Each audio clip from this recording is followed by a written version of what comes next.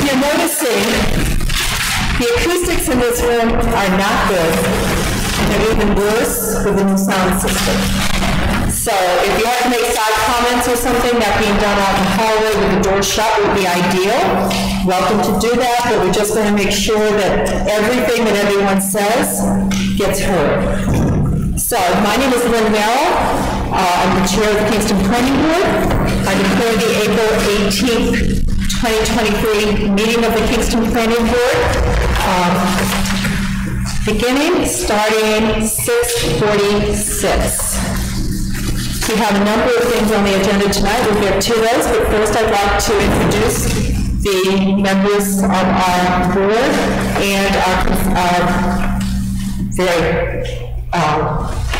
support staff. So starting on my left, your right, is Dennis Quintel, who is our town engineer, followed by Steve Padfield, he's a board member, Rob Trisolo, another board member, Peter Coffin, vice chair?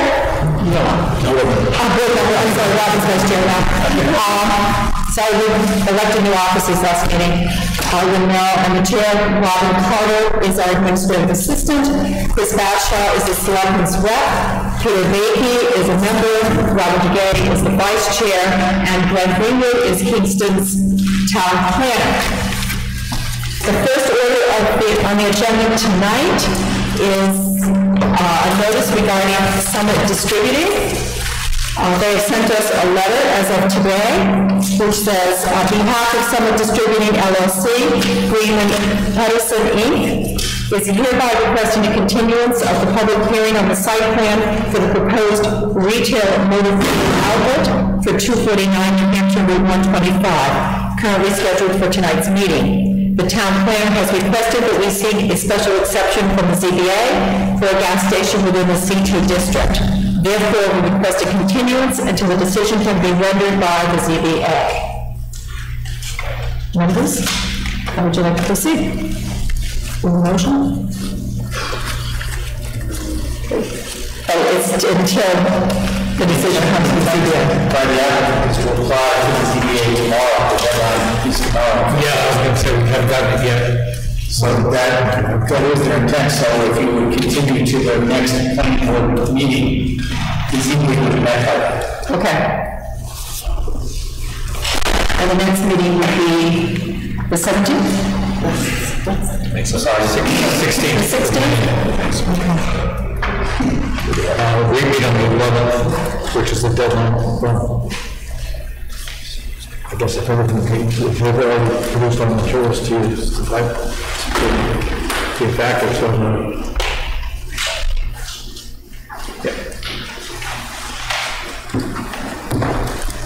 For a motion? So moved. The second? Second. Motion by Chris Fairchild, second by Robert DeGay. All those in favor? Aye. Opposed? So, for those of you who are here for the summit hearing tonight, you can go home. Because it won't be for another 3 weeks, another month, 4 weeks from tonight. And just so that's clear, that is a continuation to 6:45, right? Yes, to 6:45. Well, thank you very much. And we'll do the first order of business. The next order of business is a continued hearing from February 21st, 2023 for Housing Support Incorporated at 186 Main Street. It is map R36, lot 21. It is a site plan review application for the total renovation of the existing structure to create 4 one-bedroom housing units, including a small addition at the rear. Also, the extension of the right side driveway to accommodate 1 handicap parking space and 3 extra parking spaces at the rear. They did meet with us a couple of months ago to begin the process. We asked them to please take care of a couple of things, including surveying the property, because the driveways were so close to the property lines. And they're back here tonight. Would you like to come forward and sit at the table?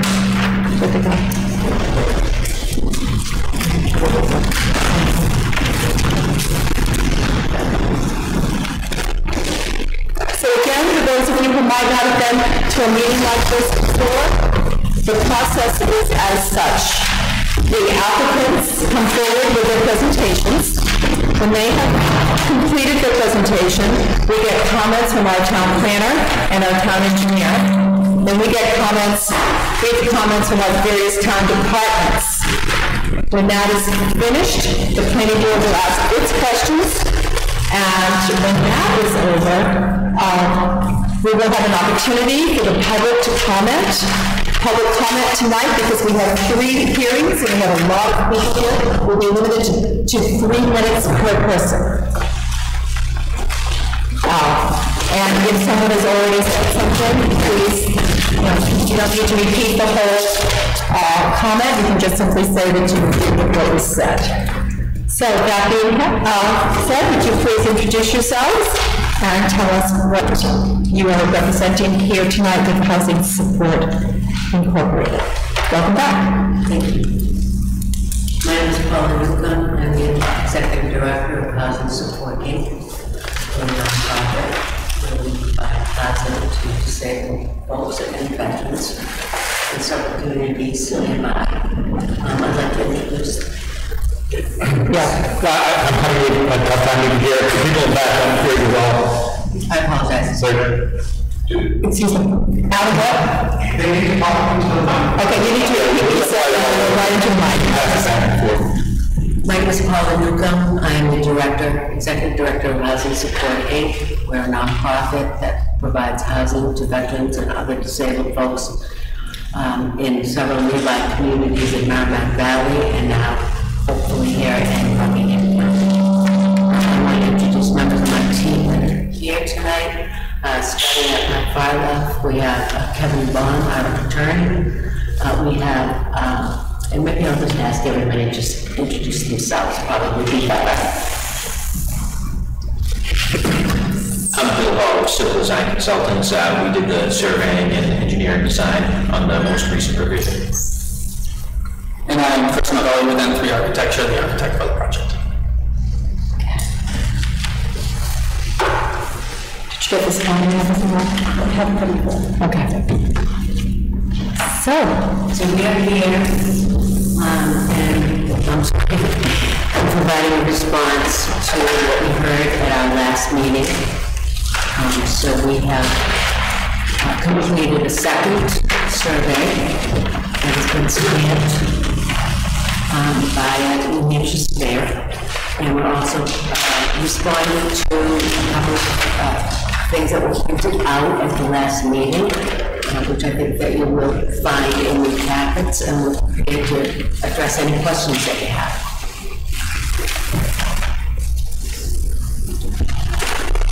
Hi, Chris Novelli with N3 Architecture again.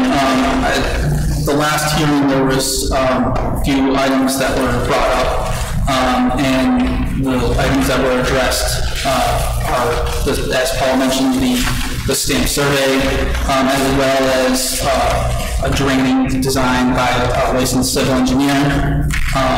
The small addition in the rear, at the last meeting, it had increased from the size of the addition that was approved by the Historic Commission, so we put that back to the size that was approved by the Historic Commission. And then there was a question on the square footage of the apartment units, which has been addressed, and all over 600 square feet. And so those were the 3 main items that we addressed. Anyone else? Okay. Do you have any questions? We'll start with the comments. Glenn, would you like to give your comments? So, this is site plan review for renovation of the existing structure in the historic district 1 and 4 and resident apartments. This is one of the second public hearing for this proposal, so the board needs to consider an open jurisdiction begin the 65-day review clock. The town has no regulation for the review of multifamily proposals in the historic district, so the board would like to consider if the proposal adequately provides for the 4 proposed units as detailed. The following are my comments upon reviewing the plan, entitled Site Plan 186, South Main Street, prepared by N3 Architecture, dated 1/25 and revised to March 30, 2023. The applicant has provided a survey plan for the proposal, so their previous waiver request is no longer needed. The proposal requires that additional parking be created on the site. The proposal offers an extended driveway that plans for the construction of one accessible parking space and 3 conventional parking spaces. The driveway extension is set approximately 2 feet from the property boundary if you use that driveway calculation. Driveways are supposed to be offset 20 feet from the property boundaries. In addition, 1-bedroom apartments require 2 parking spaces, but only 4 are proposed. The health inspector has indicated the septic system design meets the capacity required for the proposed use. Town council has recommended that leases for the apartment should be no shorter than 1 year. The units have been expanded to allow each one of at least 600 square feet of space. The fire department has indicated that each unit needs 2 egresses, and I don't believe that this is provided for in the units on the 2nd floor, so if that could be commented on. Attached to this memo, attached, I had previously said attached would be the memo from town council, the letter by Jonathan, but actually, well, he sent that out, when we were earlier in the day.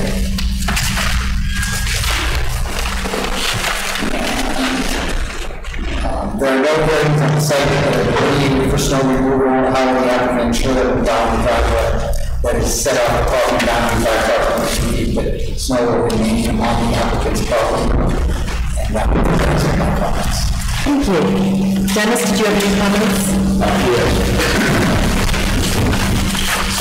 So, I got a copy of the plans myself on April 10th, and my comments are as follows. The plan shows the existing buildings, gravel driveway, and leach field.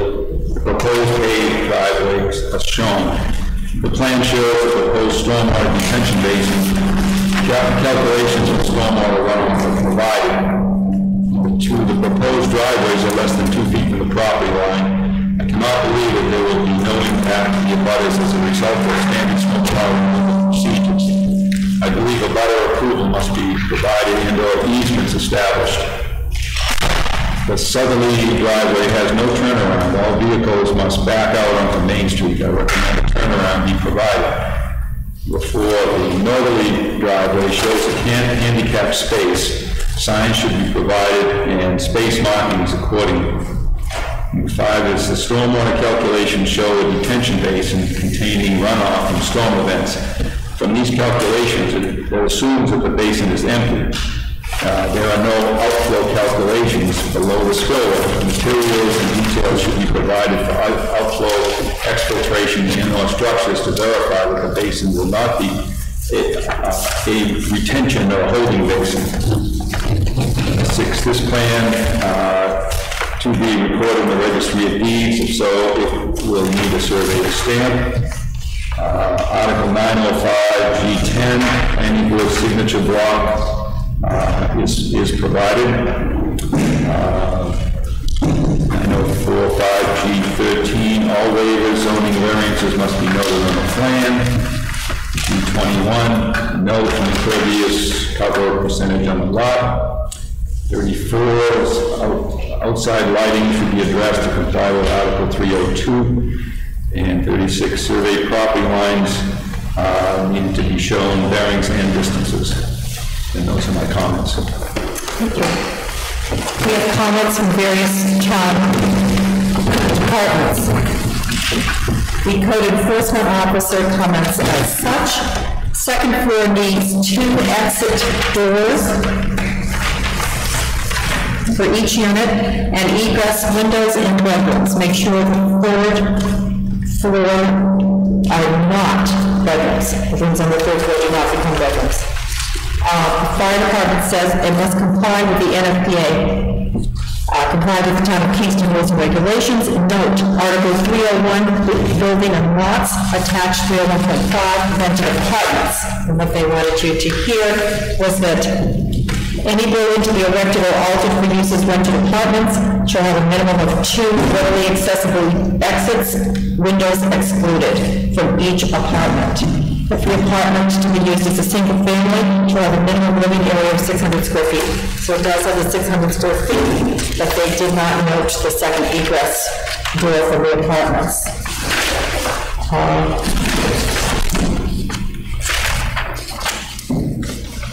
Historic District Commission.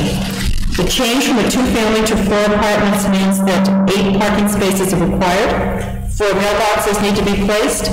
HGC review is required for the mailboxes.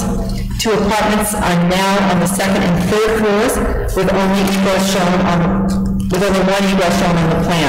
If second egress is required, which is required, will be of some sort of exterior or escape. It will have a visual impact and require HDC review.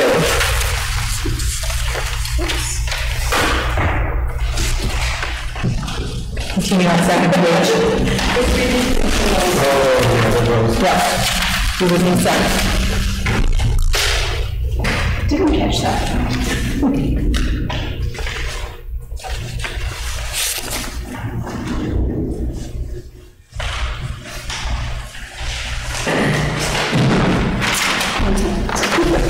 The introduction of changes to the bond raises many questions. And then we also had comments from Public Works. Proposed driveway would violate setbacks and require planning board approval. Shading indicates material, big concrete, but a plan indicates gravel parking spots. Please clarify boundaries of both. Snow storage, question mark. Will the noted poorly drained soils handle the runoff from the driveway? No catch basin is noted on the driveway leading to the retention basin. Those were their comments. Okay. Does the planning board have any questions or comments?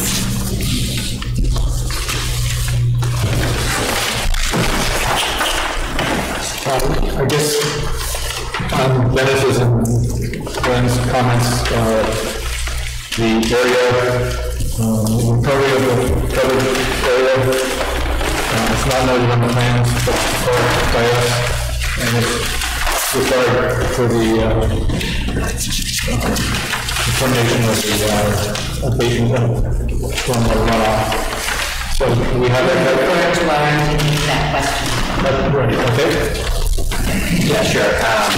So I looked into that a little earlier today, and the impervious area is, I believe, about 6,300 square feet on the lot, and that's approximately 28% coverage.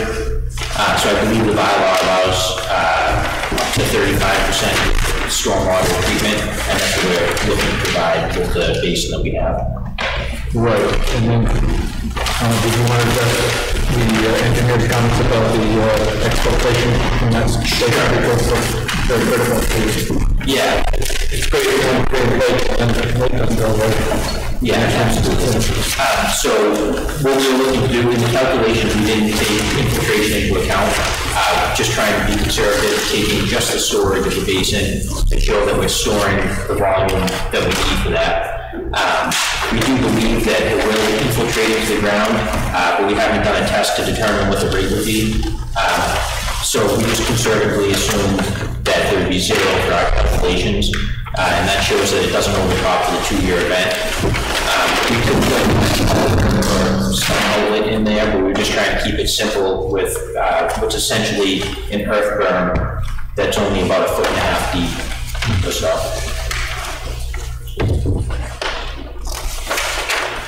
Other questions? Dennis, do you have any response to that? Well, I've seen detention basins built and then machines track over the topsoil or whatever, pack it down, so typically there's details on the plans that show and verify that there will be some sort of infiltration or exfiltration by scarifying the bottom of the basin or adding layers of sand or stone areas so to verify that it will drain. And where the bottom of that basin is close to the grade where it's shown wetlands, there's a concern to make sure that, that the bottom of the basin is going to be significantly above the water table, even during the wet times of the year, which are generally the springtime, which is where you're going to get most of the runoff. especially from the pavements and that head in that direction. So, I mean, all it will take is a detail and show that something easy to provide.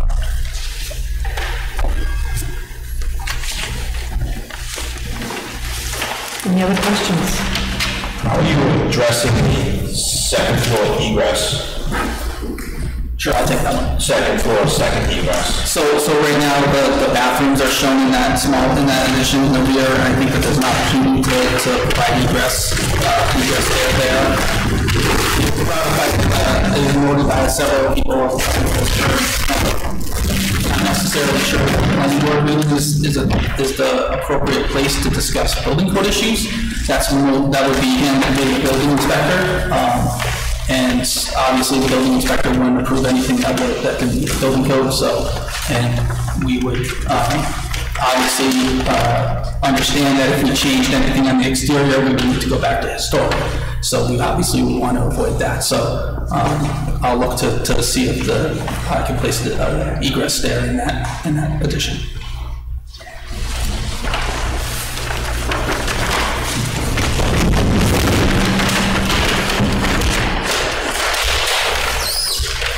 And the third floor? You guys?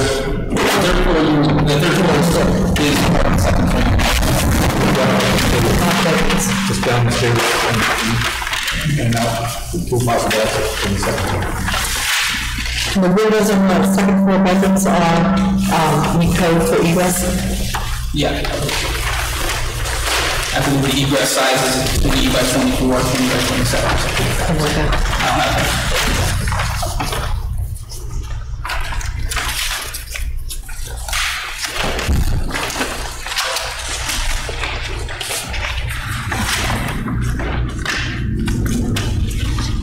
What's your plan for addressing the town requirement for 8 parking spaces when there's only 4?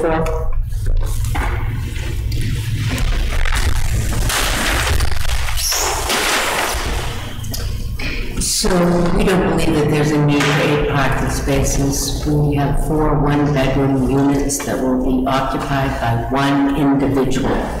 That is the nature of the program. There will only be one individual in each unit.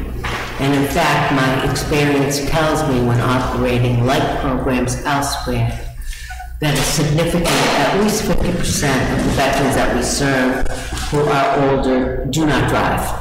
So there will be really less need for parking. Also, the comment doesn't really address the fact that we have 2 long driveways in the front of the building, which in most places people park in their driveway. So there is a lot of room for extra parking if that becomes necessary. So are you requesting a waiver from the requirement, from the regulation? Yes. Can may I ask? No, it's out of turn. Thank you.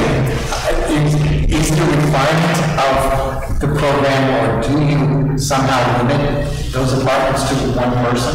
We do. You do, so the lease should have limits to Limits the occupants, yes. I mean, because we were guided by council to make sure that the leases were for a year in term at least, so I guess that would mean that we would want to sometimes see the lease. How does the planning board feel about the fact that there is if there's a program requirement that they are all single individual units with no more than 1 person occupancy, that would seem to me to be a reason to grant a waiver for parking. I would think we could limit the number of parking places below what we normally require, or having 0 available parking for visitors or workers or anything else, for people, healthcare professionals, whoever's coming in, you have no place for them to park off street. And I just think that's kind of setting yourself up for unfortunately, you said not everybody has them, but given the fact that each person could have a vehicle, and especially once the person moves in, is quite likely to. In this kind of area, we're not in an urban environment. We unfortunately do not have any public transportation in this town, and so it's quite likely that people would have to come visit, or each person is going to have their own vehicle. As I said, there are two very long driveways in the front yard, and every house on that street parks cars in those driveways. Right. We agreed to put this extension of the driveway as well as the additional spaces out back at the request of the neighbors, who did not necessarily want to see anybody parking in their own driveway. So you really have to take into account that there really is additional parking in the front driveways should we have a need for it. If someone has a visiting nurse, sometimes, you know, folks might have elder relatives that have a visiting nurse come, something like that. So there's plenty of space for anything like that. But it's not designated on the plan, so it would need to be designated on the plan.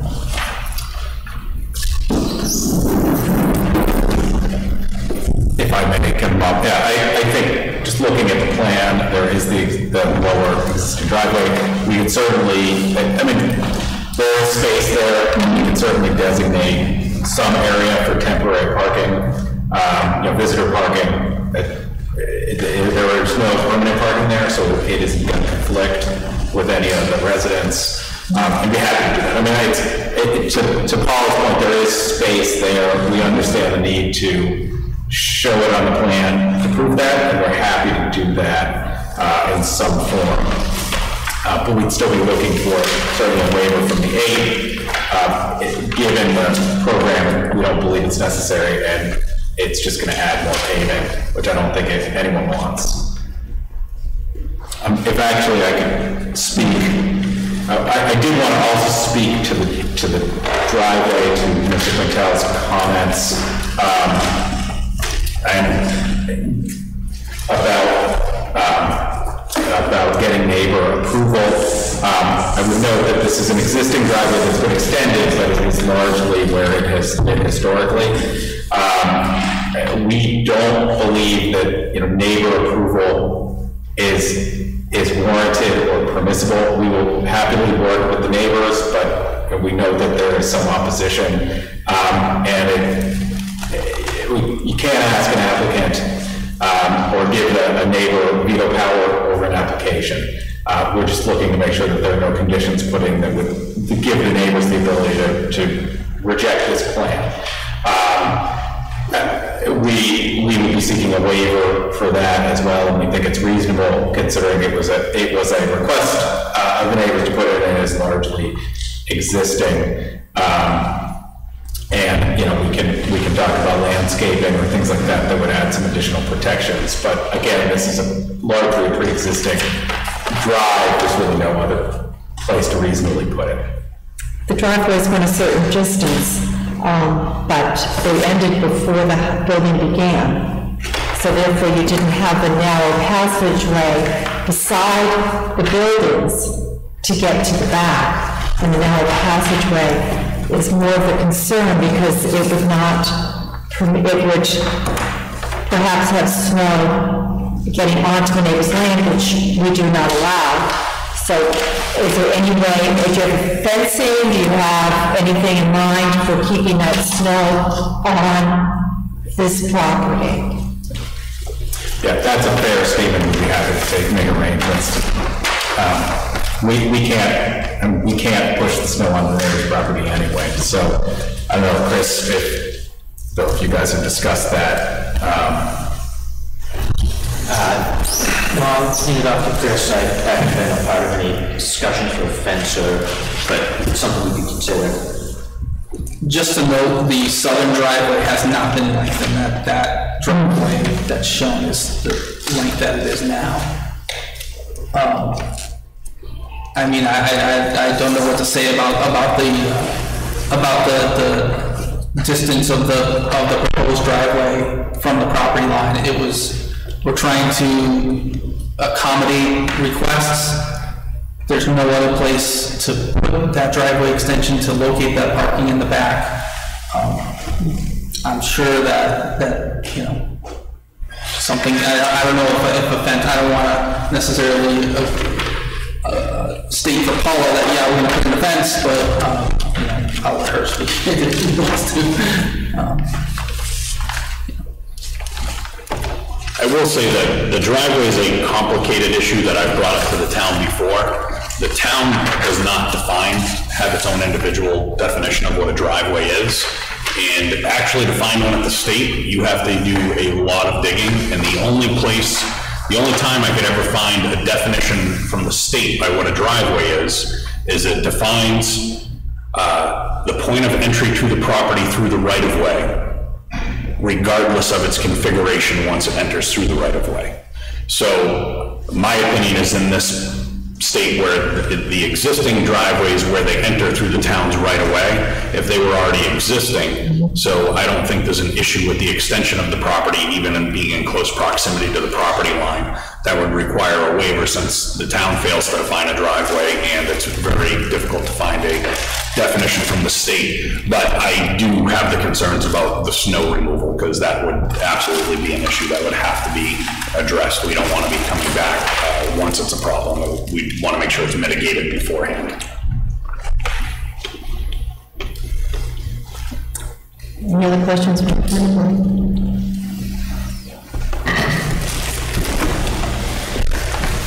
Okay, and we can open it for public comment. We have a microphone over here, so if you'd like to make public comment, you can go to the microphone and address us.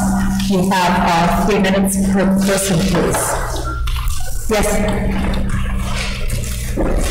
Absolutely.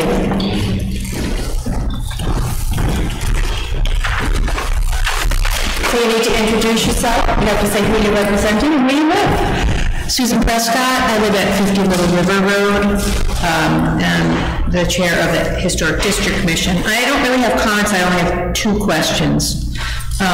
First of all, is a fence planned for surrounding the retention pond to keep kids out? And also, and I didn't really notice how deep that was going to be, but that's just one question. And then the other question is that the applicant has stated that they have a clause in their lease that limits each of the residents to have 1 or less cars.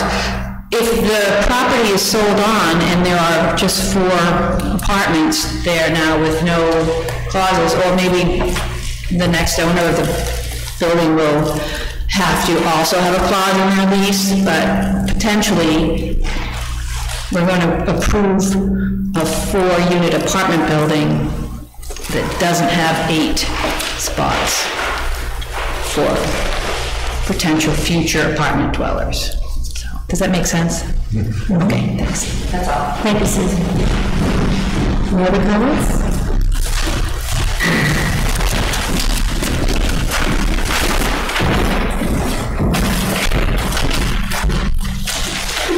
Yes, Madam Chair, members of the board.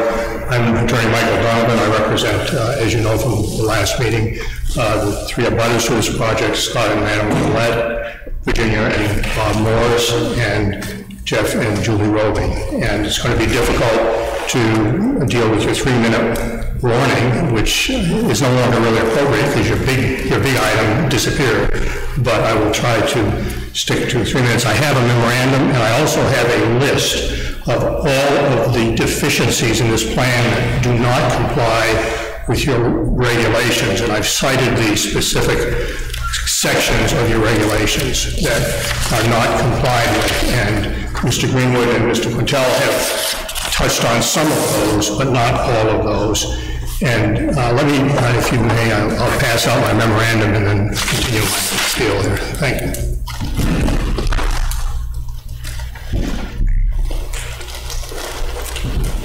Just let the chair distribute there's 1 for each member of the board. The original is on top. That's the original. That was correct. The others are 2-sided.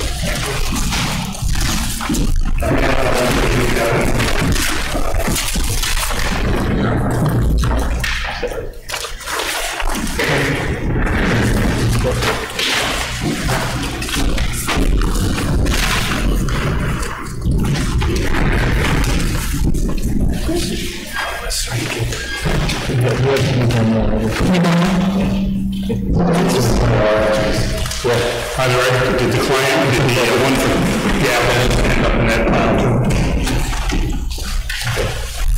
Thank you, Robin.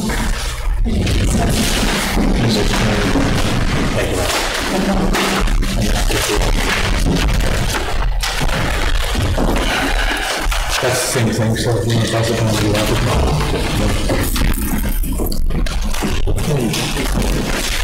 I would like to go over each of the several items on that list, but I can't do that in 3 minutes, so I'm going to actually place on record objection to the 3-minute limitation, because it is an important application to my clients, and I can't cover each of the many deficiencies on this plan. But perhaps you can just skip the ones that we've already addressed. Well, perhaps if I could do that, then if you'll let me do that, that would be fine.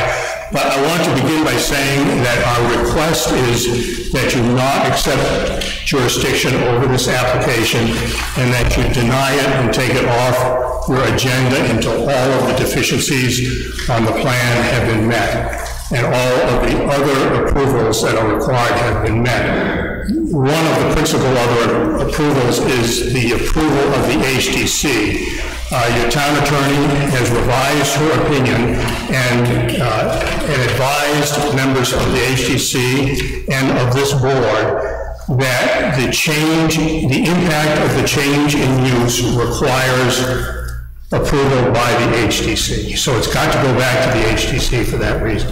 That point was made at a meeting on March 16th with the town attorney. And two of my clients were allowed as representatives of the HDC to attend part of that meeting, so we're familiar with her advice.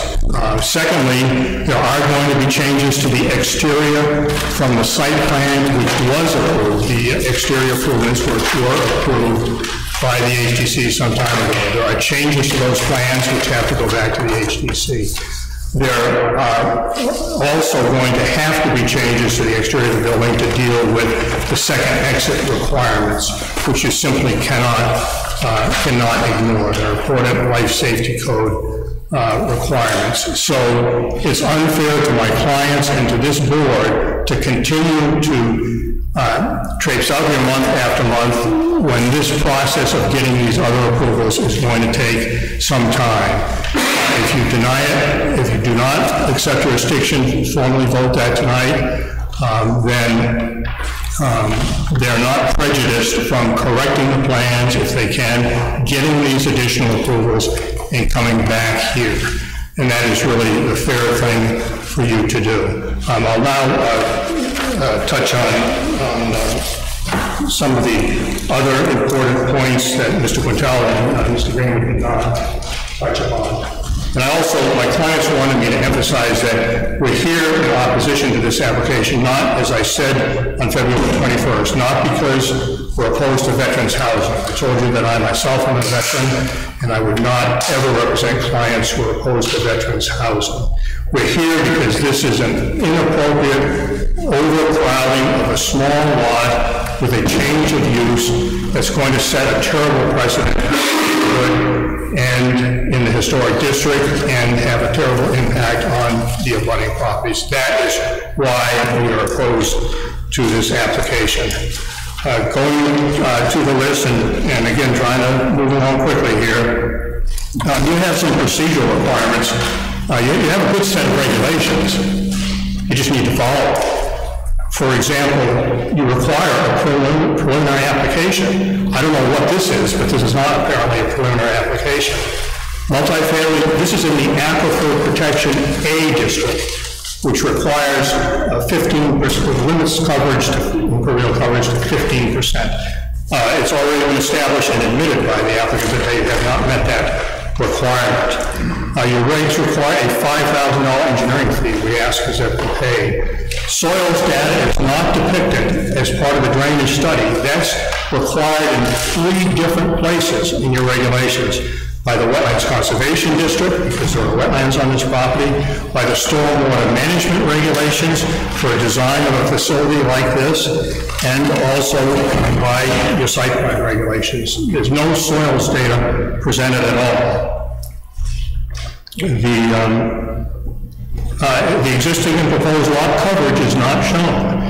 It's indicated that it's 43.43 acres, which is 28% in the drainage study, but it isn't shown on the plans. The existing coverages and the proposed coverages are not shown.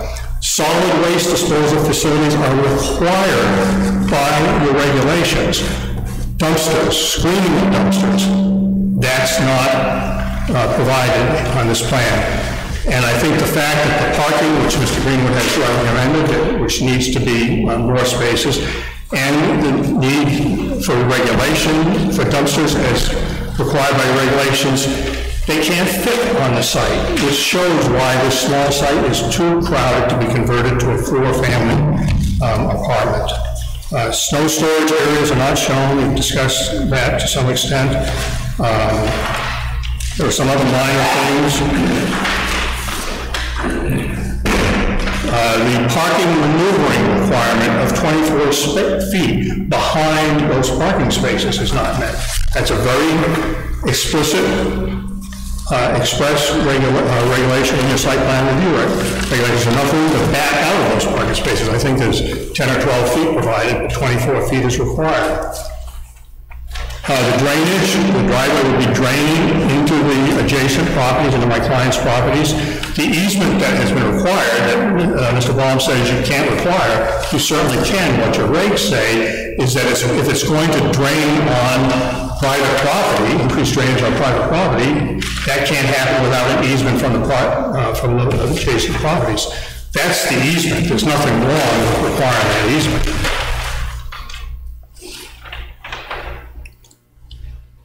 We've already discussed in my prior memo the fact that the zoning ordinance limits uses on a lot to single and 2-family dwellings. Now, I've seen some opinions written by their prior attorney about statutory construction, but those ignore what's clear in your town regulations and state statutes, which is the conflicts clause. When zoning and planning regulations conflict, the state law says the stricter provision governs, and that's the situation you have here with section 301.1b, which limits housing on a lot to single and 2-family dwellings. Simply put, it's the stricter requirement to the extent that it may conflict with any other language that the applicants and his attorneys are relying on. The coverage exceeds 15% of the aquifer protection district. So, I have 2 questions which I'd appreciate if the board could ask the applicant. I've heard a lot of things about waivers tonight. Have waivers been formally requested? Waiver requests should be in writing, so my clients and others who may be interested know the basis for which a waiver is being claimed. You have a specific waiver provision in your regulations. We'd like to know exactly how many waivers have been required in writing, and we'd like to get copies of them when their copies are available. And secondly, we'd like to know the specific program that's being mentioned. What program is it that they're participating in that's going to limit the occupants to 1 person per bedroom? And of course, as we know, that would only apply to HSI. When the property is sold to anybody else, it would be a 4-apartment building and can have any number of occupants.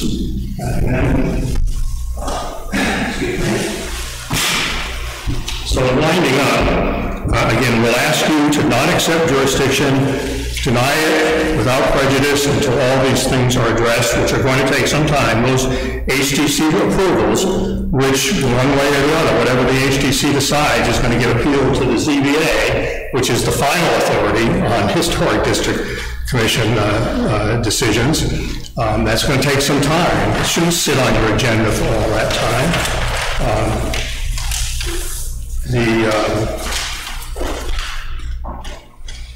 So we're asking you to do the right thing for both the applicant, yourselves, and my clients. Don't burden us with further meetings as they come back and they find more things incomplete about the plans and so on and so forth. There may be some town officials that are interested in rushing this through to an approval, but the planning board should not be part of that. You have a good set of regulations, you just need to follow them, and this application at this time is not close to meeting those regulations. I'd be glad to answer any questions. I apologize for talking so quickly, but I've tried to abide by the time limit, and my clients would also like to speak about some specific concerns about drainage, tree cutting. There's a great big tree there that's going to have to come down for the driveway extension and so on. They have some serious questions. We'll let them speak for themselves. Thank you. Thank you. Thank you for your comments.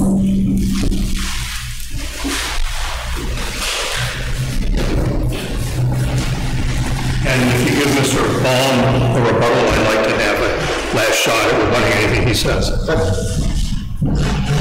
would be atypical. This may be my name is Stanley Shillette. I'm on 3 East Way, Kingston. This is probably a rebuttal to the previous speaker. From the beginning, I'm strongly in favor of this project for the following reasons. First of all, in this particular case, the zoning ordinance is too narrow-minded and seems to group people into families. Actually, some people prefer to live by themselves. Obviously, they can't be looked upon as being a family and can't be labeled as such. In short, a housing unit remains to be defined. Secondly, as far as population density is concerned, population growth would remain the same for 4 individuals, as it would be for 2 married couples without children. To discriminate against unmarried persons would violate the Fair Housing Act. It would be the same thing as saying that people of color can't live in this town. That in itself would generate a nefarious cult in the absence of equal housing. Third, RSA 674.45 enumerates, among other things, the notion of community values in addition to a public purpose. The purpose in my mind, the project in my mind, is a blessing to the community, does add value to the historic district, and serves as a noble public purpose. Therefore, the project is not in violation of RSA 674.45 or any of its statutory provisions. Fourth and lastly, change of use is also a sticky issue in this town. Therefore, there is no objective yardstick in which to measure the downside or the impact resulting from a change of use. As a result, this lack of objectivity would surely bring about mere speculation and subjective opinion. That's why the people voted favorably for Article 13 at the recent election held in March. However, the HDC can consider objectively the environmental effects of noise and traffic congestion arising from any project. But this project is devoid of any of these problems and other problems as well.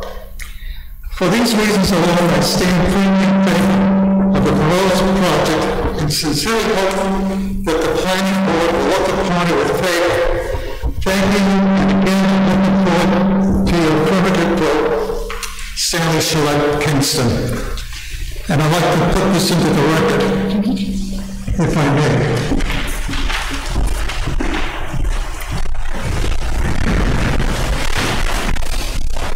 Thank you for your comments. Just a few more copies, but you probably... That's okay, we only need one. Okay. Robin can make them, thank you. Steph?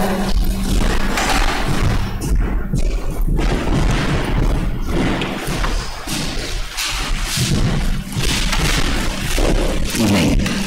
Jeff Roby, I live at 184 Main Street. So in addition to all of the comments that Attorney Donovan had, one of my primary concerns is in talking about the driveways. So actually on my side of the property, I believe as you approach the road, it's not even 2 feet. It actually, if you take the plan and you do a straight line down that property line, the driveway actually crosses over the property line near the end as it gets to the road. And so it's not 2 feet, it's actually no feet for part of that. So even more so, and on our side of that, on the south side, our foundation is, I don't know if the plans even, they probably don't point that out, but it's got to be less than 10 feet. It might even be 8 feet. So obvious the concern is, as Mr. Quintel said, and even voiced the concern of the runoff from a paved driveway. Right now, we don't have any problems with flooding in our basement, but concerns to that, concern into our front yard. We have a little garden there. It kind of runs, abuts the property line. You know, we live in that historic district. There are small lots, at least 186 and 184 are, and 186 is a huge structure. And so where the structure is, that structure with the driveways takes up the whole width of the lot. So there's very little space to work with to do some of the things that it appears that HIS is proposing to do. So those are my added comments. Thank you.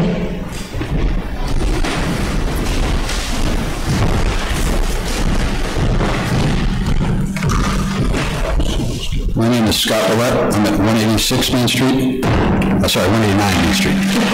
Sorry, I got the wrong number in my head. Not to repeat anything that's been said before, but I want the board to concentrate on the size of the lot. It's a half-acre lot, and the driveways are too close to the sideline, but the house itself is too close to the sideline. This is already, before we even start, this is a grandfathered, pre-existing, non-conforming use.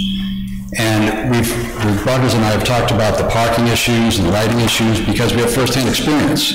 Those have all been issues in the past when it's a two-family. If you double it to a four-family, which is what the plan says, it doesn't say 4 individuals, it says 4 families, those issues will all double and increase.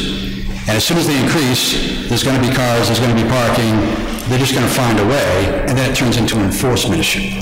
And that's the last thing the town needs, is to create an enforcement issue by trying to take a non-conforming use and expanding it even more than it already is. The water runoff, the way the site is set, half the site runs towards the front. It puddles in the spring, big puddles in the front lawn. Previous tenants have tried to park in the puddles, it just makes a lot of mud. It's not designed for that, it's not designated for that. And the pond in the back is not going to help anything in the front. There's no catchments, there's no drains, there's nothing to take the water from the front to the back. So that's not going to change. And Dennis, you brought up in the last meeting, there's a pool that's in the backyard that was filled in. The pool is impervious. So that's not shown in the new plans, it's not mentioned in the drainage report. So the number of 28% on a fraction lot is only going to get bigger. And the stormwater plan they've shown is not enough to get them to recharge on the site. I mean, we're talking aquifer recharge on the site, not just collection of some runoff, to get anything higher than the type A 15%. Just in closing, I want to make sure it's very clear that I'm not opposed, we aren't opposed to anyone who may inhabit these buildings. The issue that we're contending is that it's currently a two-family. non-conforming, it's going to a four-family non-conforming, and that is what we're contending, when compared to town regs, it just doesn't match up. Thank you. Thanks.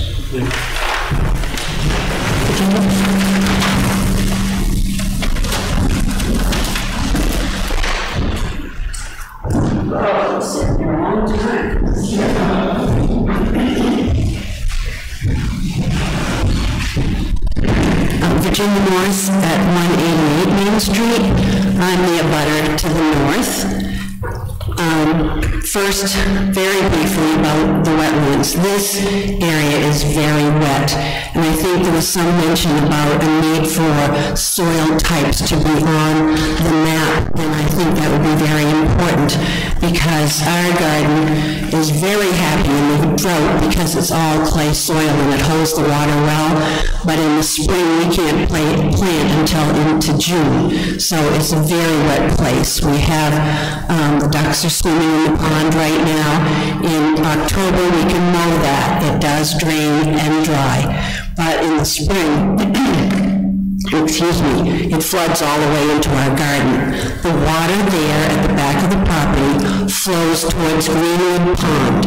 It goes towards the old high school, underneath Church Street, and into Greenwood Pond. Perhaps the basin that they're planning would help with some of that. The biggest problem with our house and our well in our front yard is that the water at the front of the house drains forward to Main Street, under Main Street, through a culvert by the Robies, and on the other side by Whitney's house there are two culverts, and the water runs left and right there underneath the road, and then follows a small stream down fairly close actually to Stanley's house. That is almost always wet. My cell phone memory failed me. I couldn't find a picture of the ponds that develop there, but there's always water. Even in a summer rainstorm, the water sits there. So there's a lot of challenge with runoff. We do have water in our cellar, a lot of water, and so we're very concerned about runoff towards our house. The houses that are older sit flat on the ground. Mine does. The Whitby sits flat on the ground. We have lots of water. This house is built up on a berm, and the Robies is up somewhat on a berm, which prevents them from suffering from as much water runoff. This means that the house, 186, is high, the banking that supports it is high, and then the driveway, which abuts right up to our property, leaves hardly any place for the water to go. It's always been a challenge with where does the snow go for the people who live on that side. In order to put in a proper driveway, I assume we would have to take down the probably 150-year-old maple tree that is there that helps absorb the water and makes a nice boundary. Our well is right next to that area, so we're very concerned. That doesn't mean we can't work with the clients about how a driveway is put in and comes around to the back for paved parking, but it is a very big concern. One more thing I wanted to say, in the backyard, when there was a swimming pool there, that was always filled with a well point. All they had to do was drive a well point, and it filled and kept the swimming pool full all the time. So that will tell you just how wet the property is and how little space there is for runoff to go in acceptable ways. Thank you. Thank you. Do you have any other comment?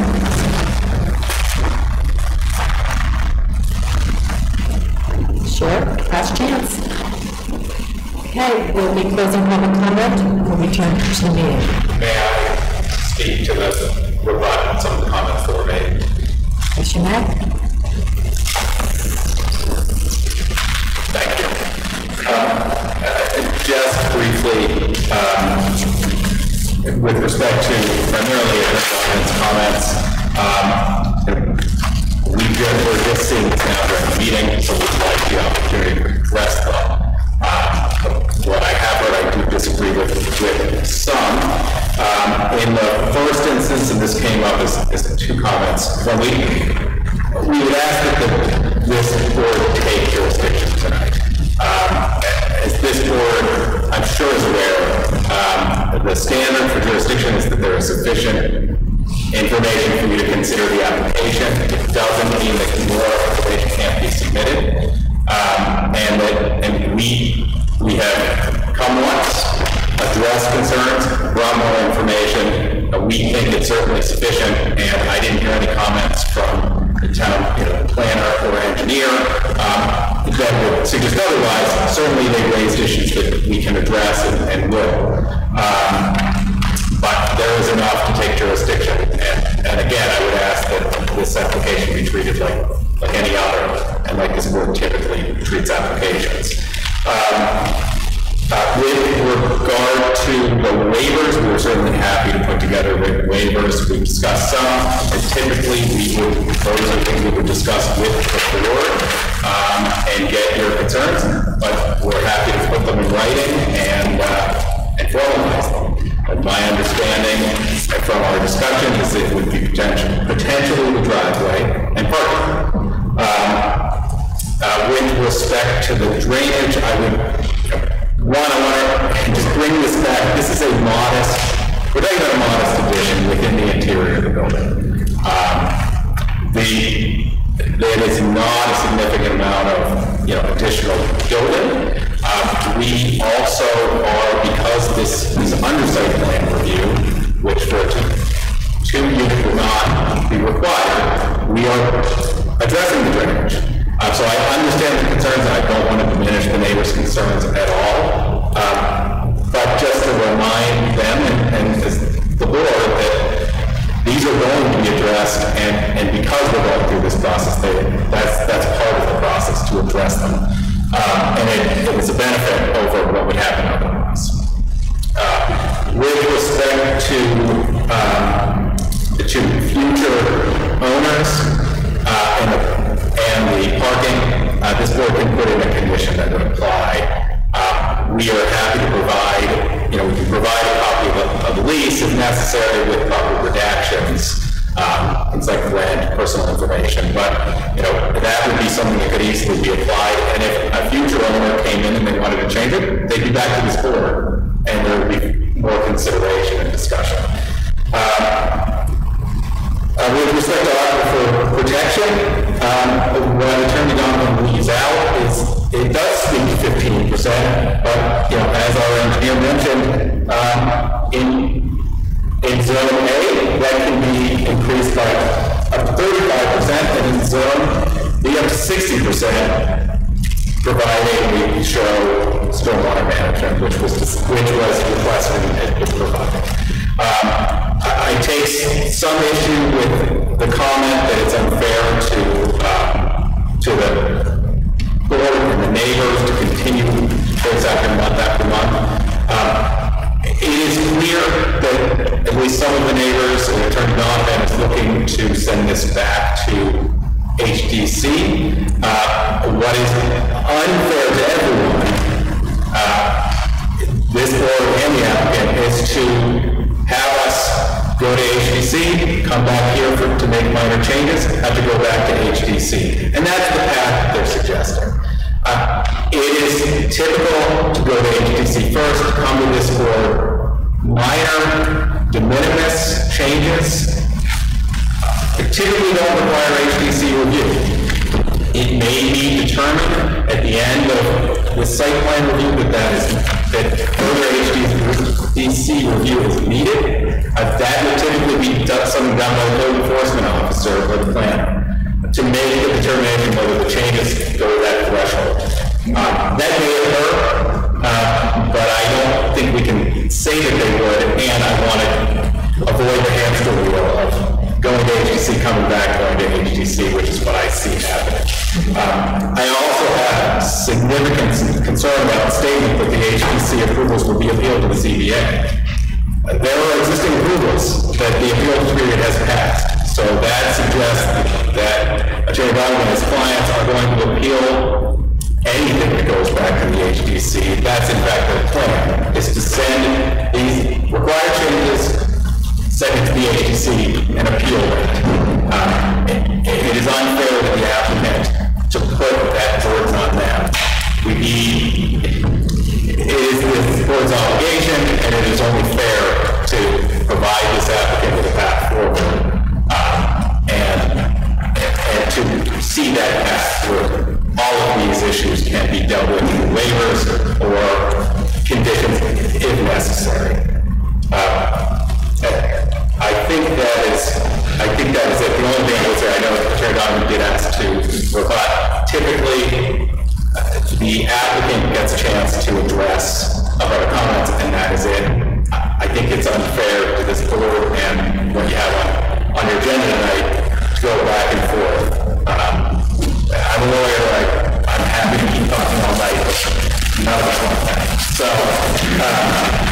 So I would ask that this board has heard the comments. We've addressed them. We would like a chance to address some of these comments that we're only seeing for the first time tonight, and I would expect that the town staff would as well. So with that, I thank you for your time, and obviously we are happy to answer any questions as you know. Thank you. Any questions from the board? I have a question, Glenn. I obviously looked up the map to verify that for the 15% for Zone A. Is that required a special exemption that has to go before the ZBA for that, or is that a waiver requirement? When you say waiver, there's an allowance that it can be higher if it's more or less than the show. Okay. And that stays within. I was just looking at, trying to read the ordinance on the phone. Yeah, you can see here, there's a special, one thing that was omitted in the rebuttal here is that 35% requires recharge, not storage, but recharge. And that's why we have insufficient information from Dennis pointed this out. We need soil analysis. This is clay. I've just been looking up clay. It doesn't allow recharge. You would have to dig down to have a whole plan that Dennis can review that will be a recharge event. We've had 300-year storms in 4 years here at Kingston in the late 90s and around there. 2-year storms that this pond recovered, it's just not going to happen. With the changing climate we're getting, we have to analyze things from that basis. And we need a lot more information about the stormwater management system for our engineer to be able to make a decision whether that's going to be sufficient. And as Mrs. Morse pointed out, and other people, the valve is right there. Yeah, so we've had a big project, also in the aquifer protection zone, that required incredible amount of engineering to be able to recharge to get that 35% or whatever the number was then to be able to recharge that down. Rather expensive work. But I think that's one of my biggest concerns. The other process is allowing something that to exist, almost it's grandfathered right now at lot size, but to double the number of units in there with future possibility of sales. Once you approve something, you may have run the lease system, but the next owner is not going to be required to adhere to that. And you said that they would have to come back to us, but once you've said that there's only 4 parking places for that, required for 4 units, it's going to be a little hard to go back and change that plan a later date. You may respond to that. I'm sorry if I wasn't clear. What I was suggesting was that it be a condition that no more than the the units be limited to, similar to what we're proposing to the existing building. So it's not an issue for, you're correct, it's not an issue for HSI under the lease. Future owners would have to have a similar lease. And that is something that could be a condition of approval, and that would pass on. That's the restriction. Well, typically, it would be, it depends whether this site, it's up to the town. Sometimes the plans themselves are recorded. Typically, it's a site plan requirement, and anyone that's utilizing the property have to meet it. Board certainly have further discussion about how that gets implemented. I personally like to avoid deed restrictions because I just think it complicates it, but that's certainly an option, and but on the enforcement. Now, another technical aspect of this, and I don't know the answer, and that is that another building has got a very steep pitch roof. The third floor, calculated living area, are you making allowance for the portion of that upstairs that is less than, say, 5 feet tall? Is that considered a livable area? No, it's not. The knee walls are shown on the plan. It's calculated. So what height are you allowed to consider the living area? What ceiling height are you allowed to start considering the living area? Because I imagine those rooms up there are intersected by a fairly steep ceiling. I don't have that number off the top of my head. I mean, sometimes it's 5 feet, sometimes it's 6'8". Sometimes say that you can calculate it at 5 feet as long as 50% of the room has more of a ceiling height than 7 feet. So does that be a technical question? Because it looks to me like the area calculation is just based on the footprint. So I just, right, it's the, it shows coming in from the new ones. And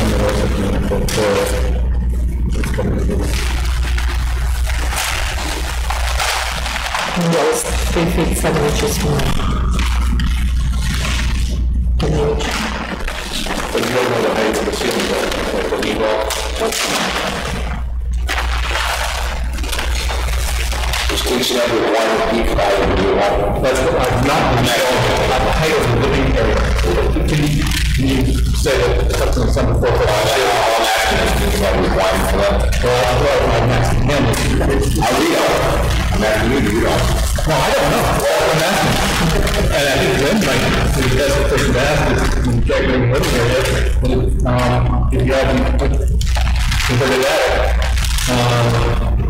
how much of that living area, how much of that room area can be used as a living area calculation?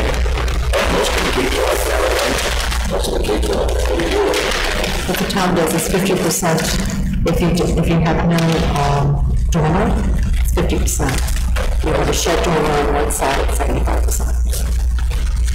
It's what they do on the tax assessment part.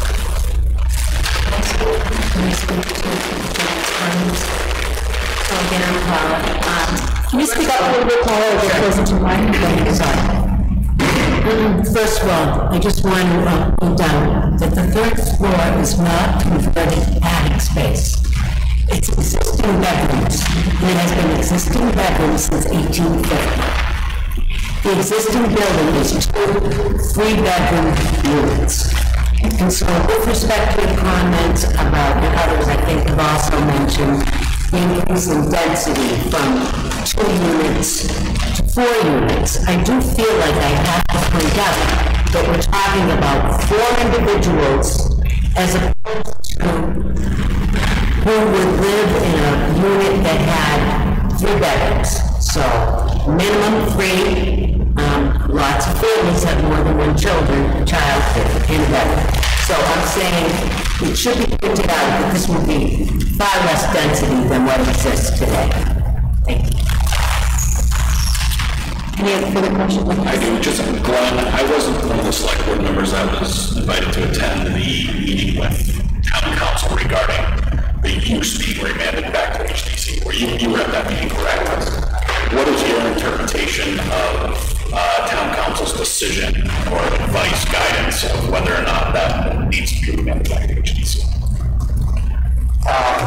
It's my impression from what council said was that if there were impacts created by the proposal that were not adequately reviewed the first time they went to the HDC, then the HDC should have another chance of looking at what the proposal's impacts are in this structure. She also gave us the wording for the motion.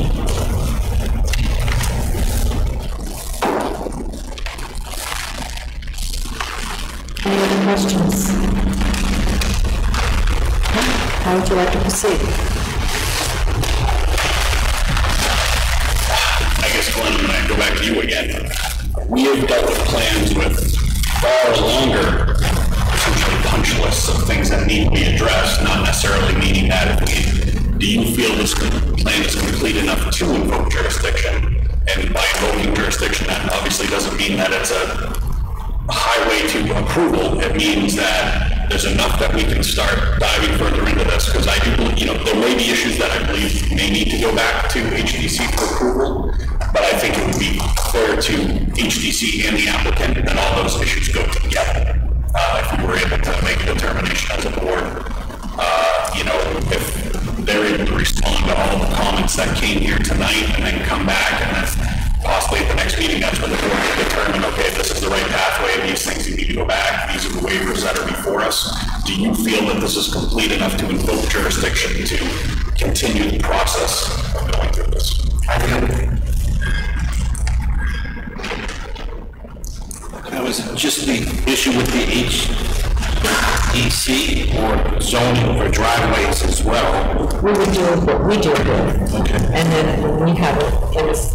Because when I look at the plan, you ask questions that you don't have answers on there. And the driveways are the big one for me. The drainage will be another one for me. ADA compliance, maybe, lighting, surfaces, things like that. I personally feel this is complete. So council has told us, as you probably noted in the letter, that should we decide to approve this, we can approve it under the condition that it has to go back to HDC for that change of use. So that's if we invoke jurisdiction. That's if we invoke it. No, that's if we determine conditional approval. Right. Should we reach the stage we're going to do a conditional approval, it would be conditioned upon securing all necessary approvals from local boards and state agencies, and local boards also bringing the code enforcement officer, all of that, as well as going back to the HDC for that one approval. That's the advice we received from council. The concern is the timeline. Can it often is the timeline not we've not invoked jurisdiction? Correct. We know right. We've not invoked jurisdiction. If you know, for example, there's an issue such as setbacks that we are going to have to be sent to another board, HDC, ZBA, whatever, we also, I think, based on some comments from the submission by the attorney in front of them, we may want to request our counsel, advice from our counsel on that. I think all these things that the local jurisdiction that are delays that could be caused from the town might focus on these traffic. So my recommendation would be, because we don't have enough information about the recharge issue, we don't have enough for the town engineer to be able to review that. We don't have enough, we don't have council's advice on some of these other issues that are brought up. We don't know whether these things need to go to the boards. We know that we could do additional approval based on and require, if there were no ZBA, we'll have to approve the certain setback requirements. Would be, if that were in fact the case, we're kind of shooting ourselves in the foot. In my discussions with council, there have not been any statements that setback issues are an issue here. Because you're talking about existing circumstances. On existing numbers, but on driveway extensions on the parking area on the back, that doesn't exist yet. So, and I look at the definition of driveway, I believe that was over here,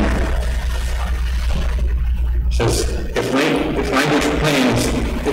language is unambiguous, the courts will not look beyond the ordinance itself to define the terms and will construe words according to their common and approved usage. This is kind of practice. So that I think driveway falls in the category since we issue driveway permits. We're doing that without a definition of driveway. I think it's considered common knowledge and common plain language. People aren't questioning what driveway is. I would rather say that would be driveway or driveway permits than requiring driveways. So I think that we have reasonable advice that the courts will interpret plain language, common ambiguous. So I'm currently in possession of a driveway permit that was approved by the town that designates my driveway as only 20 feet from the entrance, and then the configuration goes over closer to the sideline. Sorry. The only definition I could ever find through the state is a driveway is defined as the point at which it enters the property through the right-of-way, regardless of configuration once on the property.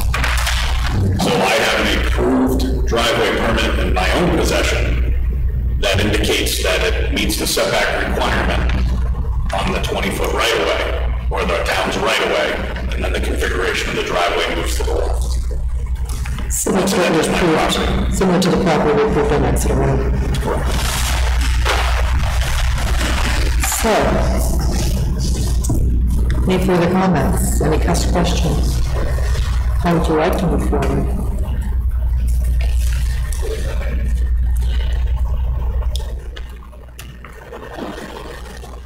I think we should give the applicant the opportunity to make it, to look at all this stuff. We need to make sure that we indicate everything that is missing. And so that we don't keep coming back and adding stuff on. I think that's fairly accurate. Well, certainly our advice from our planner is that that can be done after we invoke jurisdiction. Is there any negative outcome if we invoke jurisdiction?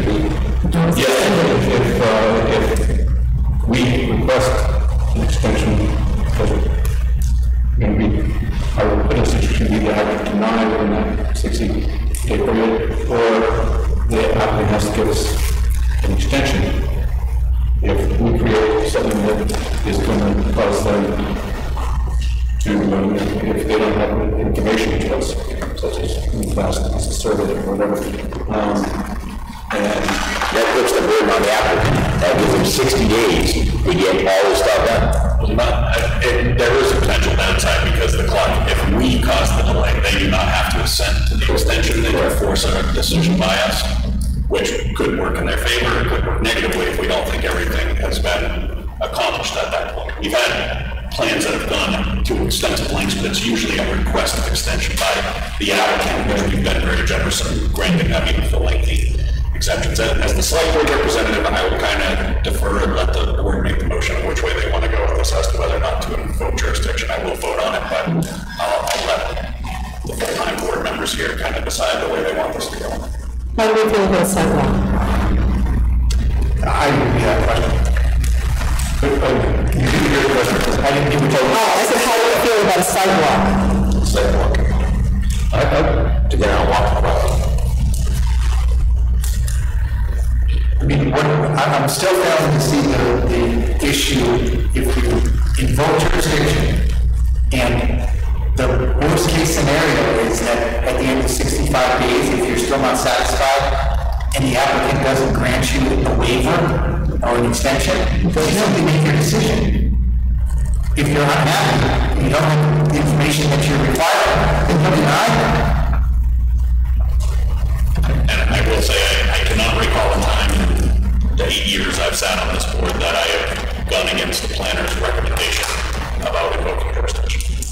Yeah, and I guess I would ask Dennis the same thing. How long do you think it's going to take to get that information?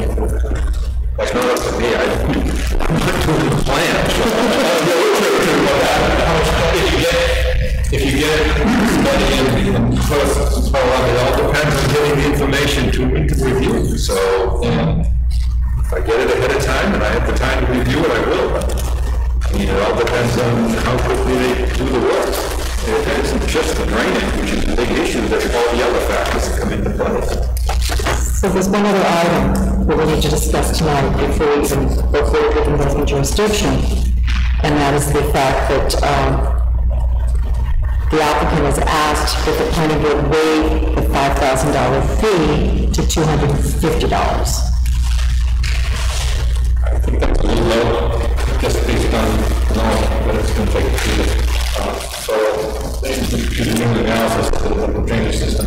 So I feel like in these instances, we've deferred to the people who are generating the billing for these. So I guess Dennis primarily, what's your take on that? Well, we've talked about it before, but we've never lowered it down that much. Never. I think it's getting honest. 5,000 seems an awful lot of money because, it's not a road design or anything like that, but certainly significantly more than what they're proposing.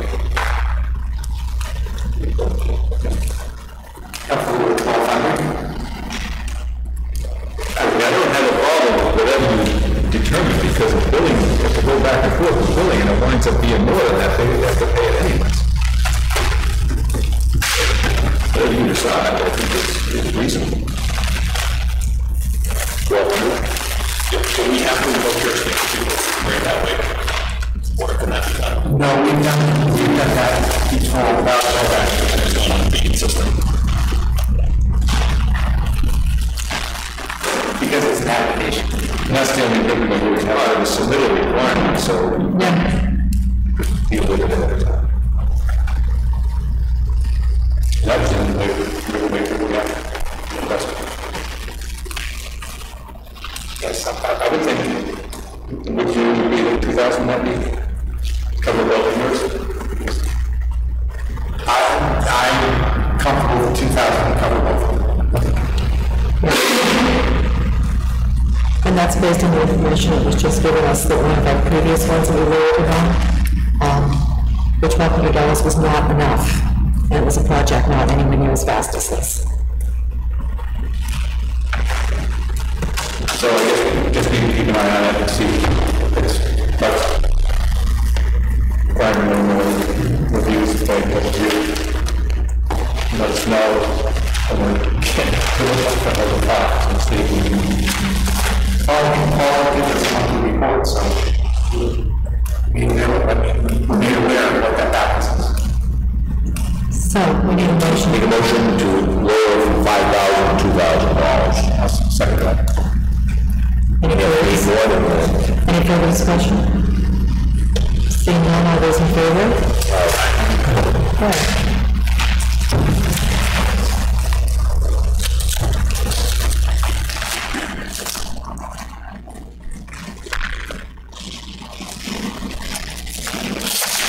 So that piece of business is taken care of. How do we wish to accept jurisdiction or not? My feeling on jurisdiction, my first feeling on jurisdiction is there's an awful lot of questions here that I think once we accept it, we're going to be put in the middle.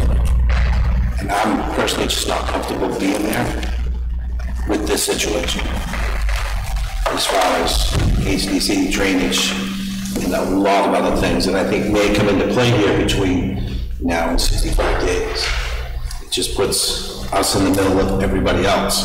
And I'd like to have these things worked out before it came back to us, I think, would make me better. I think to Chris's earlier point, and it's been my experience that we've invoked jurisdiction, one, at the advice of the town planner, but with plans that have far fewer potential conditions for approval down the road. Far more, you mean? Far more, sorry. Yes, that's exactly what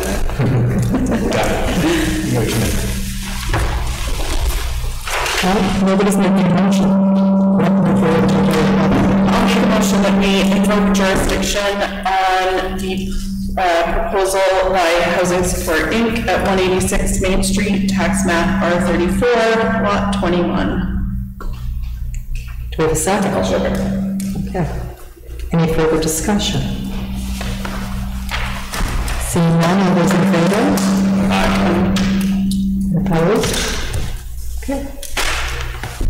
5-2.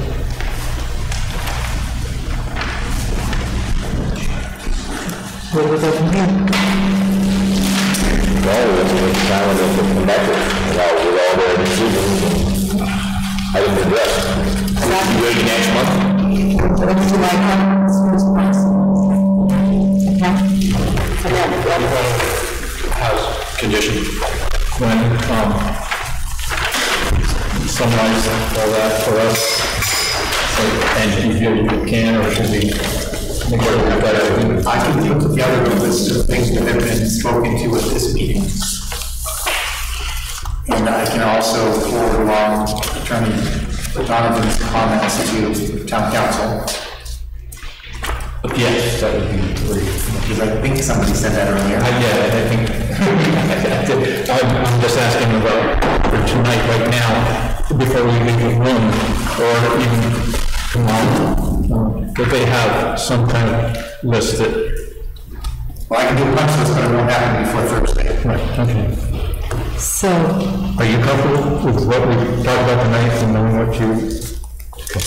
If we continue the meeting to the 16th of May, that means all the plans, all the answers to the questions and everything have to be completed and into Town Hall by noon on the 4th. Is that too quick? I think, as far as I know, do you think? I'm okay with it if... Well, then, it's the vote bonus is really, so he's saying yes, so yes. For updates, is it needed that early? I thought it was just a week. We'll need it, I just want to... Dennis and... The board generally asks for 2 weeks. Yeah. 2 weeks. It has to go out to all of the departments for comment, and it just takes that long to get the process done. That's fine. And we asked if that would include that they have to submit any waiver requests in writing. They do.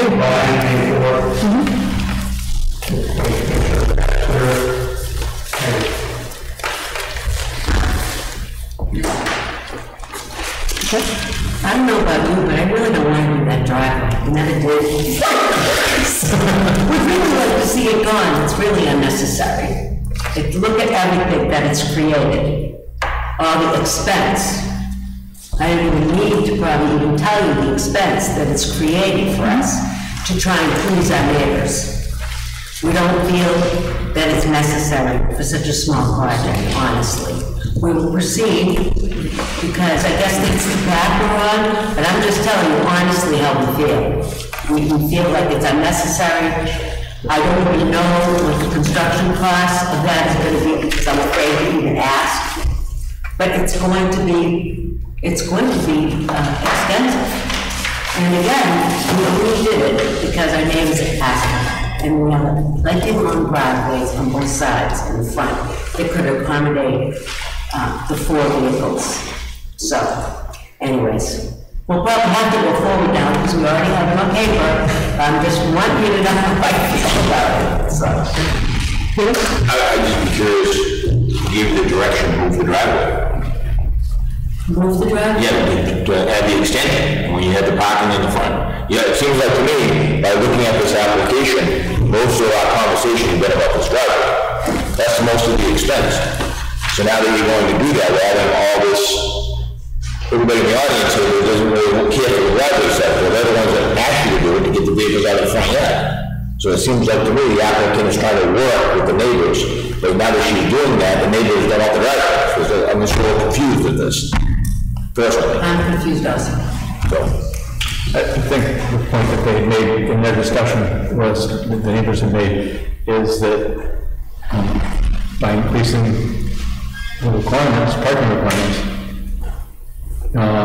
it's a substandard lot, it's an 8 feet frontage, is there was no good place to park cars, you have to put in, by our code, more parking spaces, there just wasn't room for it. And that's, I think that's not going to be the also get the vehicles out back so you don't see them from the road. That was the request of the HDC. I don't need to stop that conversation, so when I can ask a question, I might. I was just curious. What? Was at some point the potential of doing a sidewalk? Yes. Even though that was something. Yes. Would anyone want to do a sidewalk to actually see what the property looks like? Yeah. Okay, let's schedule a sidewalk. Do you care when we do a sidewalk? I'd love to be there. Well, we'll invite you, as well as the letters and anyone else, it's a public meeting. So if they're going to be in here on the 16th, we need to do it sometime before the 16th. I'm not available until after the 2nd of May, but I can have another select board representative attend if. But that weekend, April 4th was fresh and all in. So the weekend before would be Saturday the 13th or Sunday the 14th? Correct, one of those days. Oh, not going to be the 14th, that's Mother's Day. Saturday the 13th, what time? You usually do them early in the morning. 8 o'clock. 8 o'clock? 8 o'clock on the 13th. 8 o'clock on the 13th.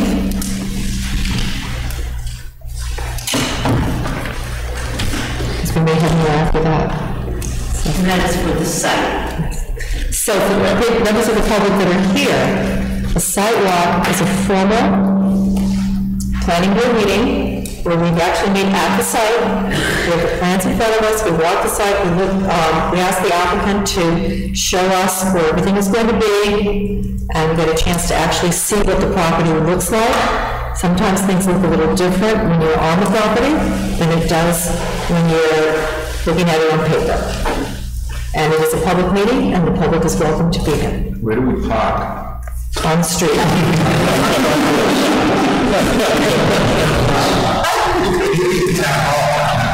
Well, 2 doors down is the, 2 doors down is the old high school. All right, 3 doors down, I should say. Thank you, and we'll see you next month.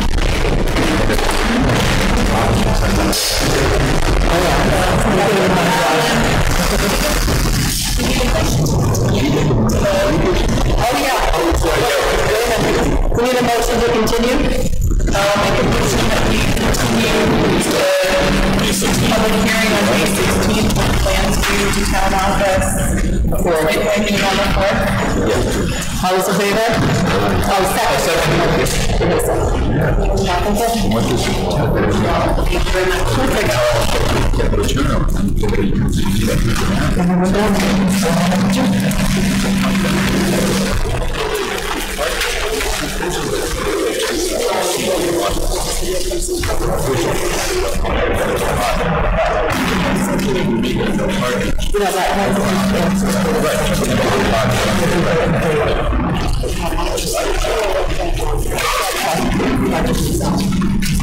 Does anyone want a break? You want one?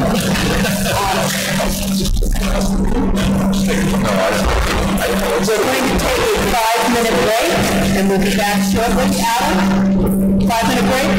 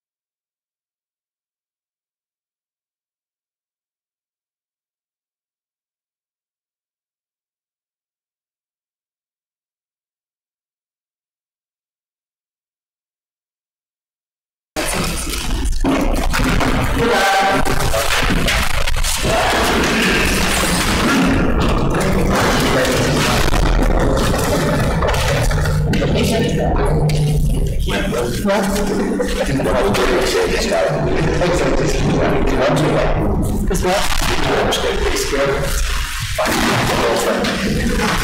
I intended to too. I know. So we'll call the meeting back to order. It is 8:30, and our next applicant is Northeast Atlantic Properties LLC, Patriot Park, 63 to 125, map R9, lot A9. The applicant would like to convert the existing building and a new building to be constructed into commercial condominium units. Good evening, Tim Lavelle, James Lavelle Associates representing. For the record, for minutes, Thank you, Peter. I knew that. I know, for the record, we know this jazz. Let's try again. Tim Lavelle from James Lavelle Associates representing Northeast Atlantic Properties LLC. To my right is Travis McConnell, Northeast Atlantic Properties LLC. What we're proposing to do is just change kind of the method of ownership and we're condominium partnership. I'm not proposing to change the site plan at all. The property was developed in 2009. We built we call it the back building or the building to the east. As you look at every sheet 3 of the is the best sheet to look at. They built all the parking infrastructure and all the drainage and so forth, and they graded out the pad where we proposed building to the west, which is phase 2 proposed building, and its associated parking area has been all graded out. If you look forward in the plans, there's 2 proposed septic systems under that parking area, and one of them is already there. All the drainage structures, things of that nature, with the roof drains for the second building would empty into are there. So all we're proposing to do is finish the plan, finish phase 2, and then put it into condominium ownership. Obviously, the properties are all single with partners owning certain percentages, etc. Okay. Dennis? Oh, sure. I'll start. So I did get a copy of the plans. The original plans from 2007 and also the new condominium plan for 2023.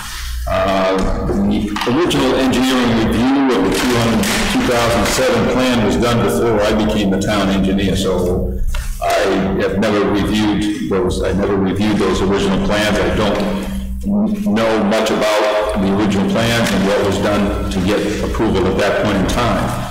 But I offer the following comments. Number 1, the new plan shows the building units 1 through 20 as not been built yet. If conditions have changed over time or the existing stormwater management system either was not constructed properly or maintained properly, then the design for the proposed building may need to change.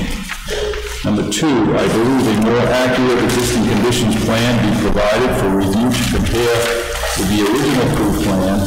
This plan should show all existing features including contours, grades, signs, street markings, snow storage, and dumpsters, etc. Number 3, there should be documentation provided to show the current use of the existing building and include the daily wastewater disposal flow. Number 4, I suggested that updated engineering calculations be provided to meet the current stormwater management standards and environmental concerns. I believe the proposed plan should show all changes from the original plan accordingly. It should address sediment control requirements during construction sequence, landscaping, and other details. Number 5, details should be provided for the intended use and limits of each unit in the proposed building. This is needed to verify that the sanitary waste disposal system will meet current design requirements, and if not, a new design will be required. Number 6, since the existing sanitary waste disposal system is 17 years old, I suggest that it be inspected by a qualified inspector to verify and certify that the addition of additional wastewater disposal from the proposed building will not compromise its natural function for long-term use. Number 7, the town should have verification that NHDOT is acceptable with this additional traffic flow onto the Route 125. And those are my comments for now. Thank you.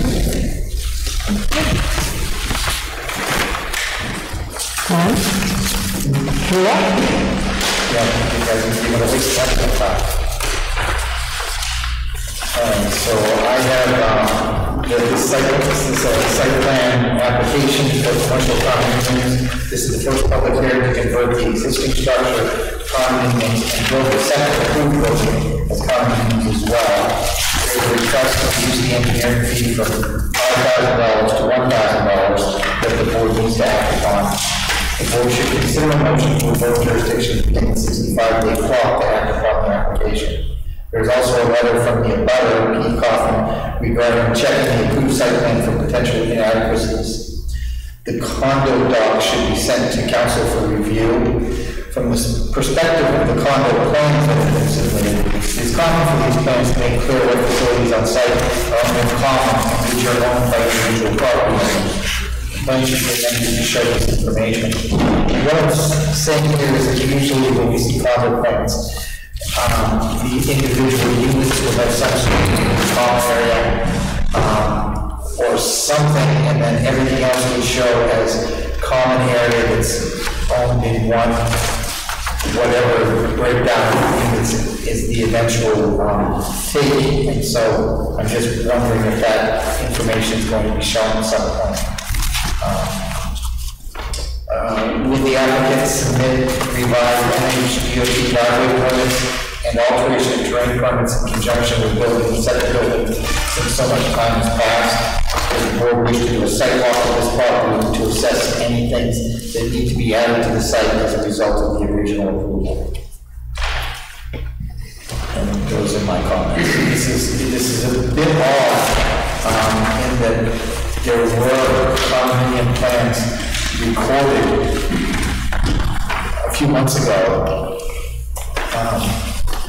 to facilitate this, but when Travis was made aware that that's something that needs planning board approval, he was most amenable to coming in before the board to get that done. So this is there is a hybrid nature to this, because as Dennis points out in his comments, a lot of facilities have been there for a very long time, and then we're tying in a new building, which was approved, and then compounding the issue of there being condominium ownership and those things with the condo that get put into place. Those are all the things we have to be considering here. So that's a long way for me to say I'm done. Yes, the planning board have just a couple of things here. First of all, we do have comments from one department, and that would be the fire department, that the new building on the site must comply with the NFPA. We need a Knox box. Do you have one of those now? For the other, do you have a Knox box for the other units? There's going to be a Knox box. Okay. And this is the fire department's comments, the fire inspector's comments. But it needs to have an NFPA 72 fire alarm system, and it must comply with all the town of Kingston's rules and regs. Of course. That was the end of the building permit process.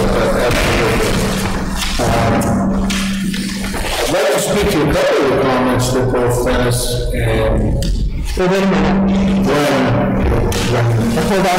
Community arises, please, ma'am. Do we have any other planning board questions or comments before us?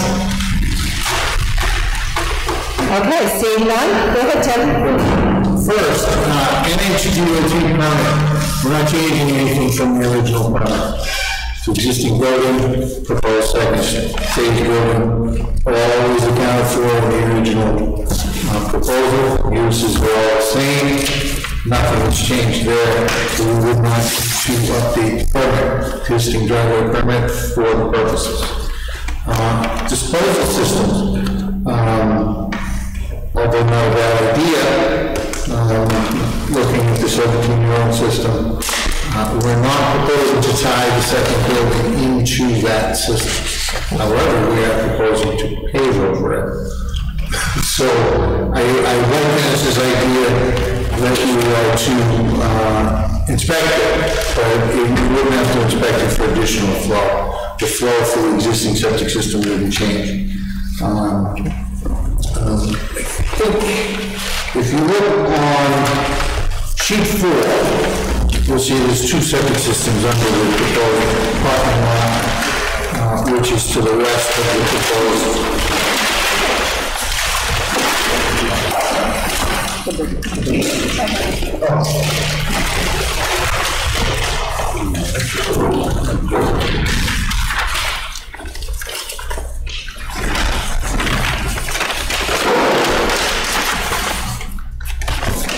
There's an existing concrete chamber system. It was built with the intention that we take it over eventually. And then the other system, which would need a new construction approval. But we're not proposing to share a septic system from building 1 to building 2. Like I said, this site has been constructed, all the drainage is in, catch basins are there, and this site was prepared for this building. They kind of leveled the parking area and so forth that's about to be built, so that they didn't have to disturb anything. So they'll be disturbing it well under 100,000 square feet at this point in time. So there's no alteration of training required for what we're about to do. And they won't be concerned about using the permit from 2009. We've over 10 years and now we're not doing anything that's over 100,000 square feet, so we're done. Okay. And like I said, there will need to be a new subsurface approval number. We're going to go through 4 years until we have to resubmit. The only one thing I can think of as far as the flows go, I would have to look is check the tank size. It's just when I figured out when I got the tank sizes in my head, they change. So I would have to look at the book with the plan to make sure that tank is sized appropriately, and if not, obviously we just expect a larger tank. This site is complete. All I want is building phase 2 and changing kind of the form of ownership. Through advice of Travis's counsel, we recorded those plans because of the way apparently Kingston's zoning is written. They didn't feel that we needed planning to approve it to record the condo plans. And per their advice also, we didn't inspect any limited common area outside the buildings because of the parking spaces and so forth. But I guess you've asked that we submit the condo docs, we can do that, and with the attorneys. We have the condo docs. I guess we would let the attorneys actually, because some of the that's over my page. So, just to let you guys know what kind of went down over the past month, I came in to pull my building permit, and at that point, there was kind of discrepancy on whether or not the building was 2 stories, so I talked to the planner. We worked through that. They let me know that it absolutely was. And we were working towards my building permit. I figured I'd get it in a couple days. And then the condo, the word condo, I believe, on the plan threw the red flag.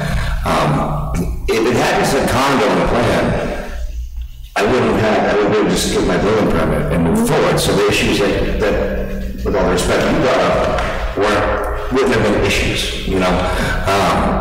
All these issues I addressed back when the building was when I first came to the board back in 2008, 2009. I'm simply just changing the way that the building is going to be owned. That's the only change that I'm doing.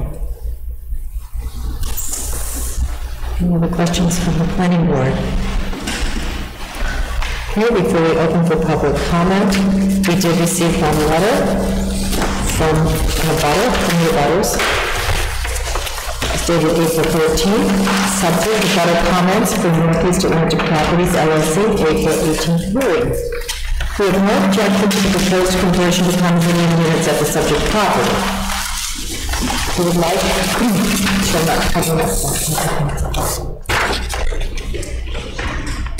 We would like to point out that the property should comply with the approved plan and conditions of approval before subdivision is approved. The plans and approval should be reviewed and perhaps an inspection performed prior to approval. There are two areas that we are aware of, which should be noted. Number one, the dumpster enclosure shown on the original plans and required by Article 904.6.e.2 was not built, and the dumpster is not located at that site, but is in a parking spot, is open and not screened. This causes lighter materials to flow out of the dumpster and onto our property. There are no dumpster enclosures shown on the amended plan.